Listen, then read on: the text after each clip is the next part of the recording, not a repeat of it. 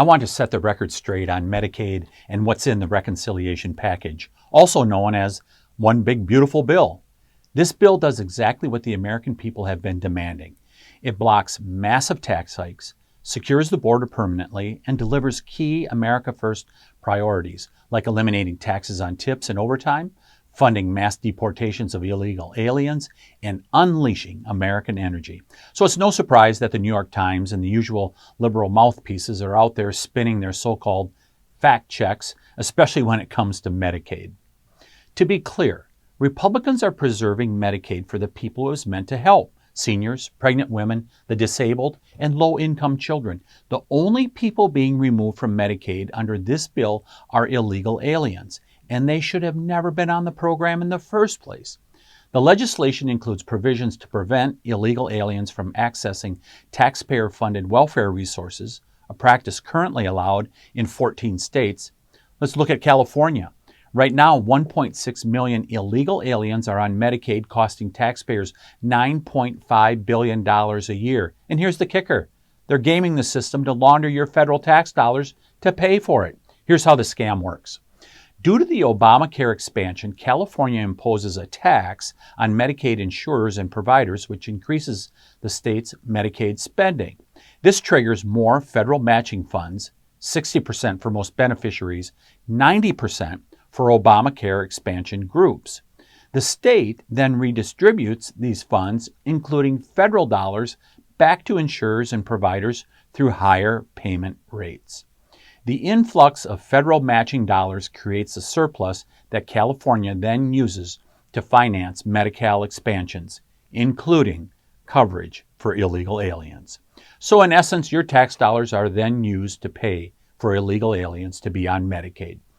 That's why the reconciliation bill corrects states that use these tactics. It cuts the federal match, also known as FMAP, for Obamacare Medicaid expansion populations from 90% to 80% in states like California that cover illegal aliens.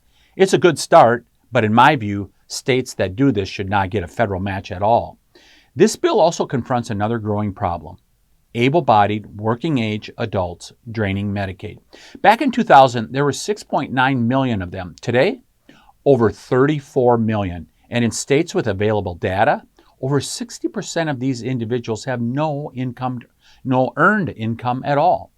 This isn't sustainable. It's not right, and it's not fair to those who truly need the program. That's why the reconciliation bill requires able-bodied, working-age adults without young children to work at least 80 hours a month to receive benefits. That's not radical. It's common sense, and is something that nearly 80% of Wisconsinites supported in a 2023 advisory referendum.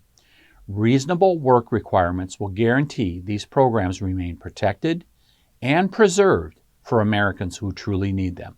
Now let's address another favorite scare tactic from the left and New York Times: deficit spending.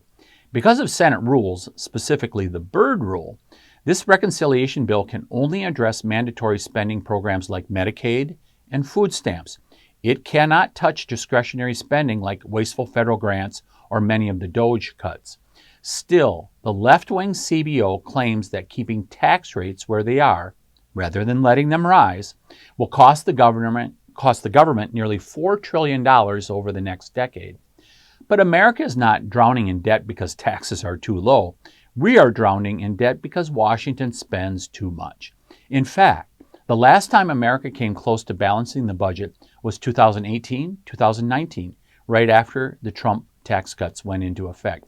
This bill cuts over $1.6 trillion in mandatory spending, strengthens Medicaid for those who truly need it, and lays the groundwork for further cuts through rescissions and the appropriations process later this year. We didn't get into this mess with one bill, and we won't fix it with one. But this reconciliation bill is a good start, and the $9.4 billion rescissions package next week helps us continue to move the ball forward and get our country back on a fiscally responsible path.